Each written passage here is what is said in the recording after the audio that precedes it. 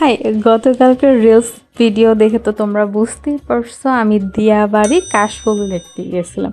যদিও অনেক লেট করে গেছি, তবুও কি কি করছি চলো তোমাদের সাথে শেয়ার করি। তো সকালবেলা তাড়াতাড়ি রান্নাবাড়া শেষ করে লাঞ্চ করে আমি রেডি হয়ে নিচ্ছিলাম। আর চুলগুলো ভাবছি একটু কার্লি করব, সবগুলো করতে করতে না আমার হাত ব্যথা হয়ে গেছে, জন্য শুধু সামনের চুলগুলোই কার্লি করে সেট করে নিচ্ছিলাম। এই তো রেডি। দেন দিয়াবাড়ির উদ্দেশ্যে বের হয়ে গেলাম।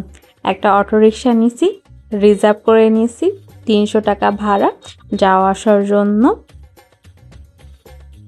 তো যাওয়ার পরে দেখি কি কাশফুলগুলা অনেক বড় হয়ে গেছে, মাথার উপরে চলে গেছে ঘাসগুলা। গিয়ে যে একটু ধরবো ছুবো, হাত দিয়ে তো নাগালই পাই নাই। অনেকক্ষণ ছিলাম, একটু মনও খারাপ ছিল, কেন আমি ধরতে পারি নাই, কেন আমি ছিঁড়তে পারি নাই।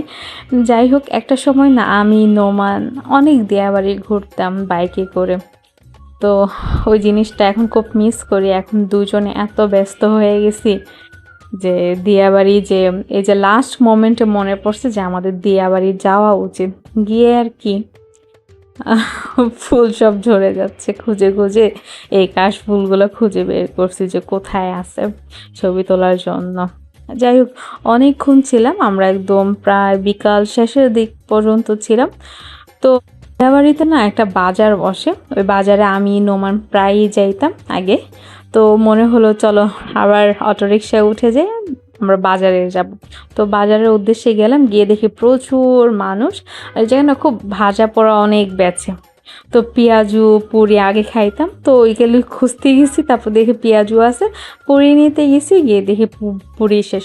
তো পেঁয়াজু খাওয়ার পরে নোমান পিঠা খাবে, তো পিঠা না, পুলি পিঠা নিলাম 1 পিস।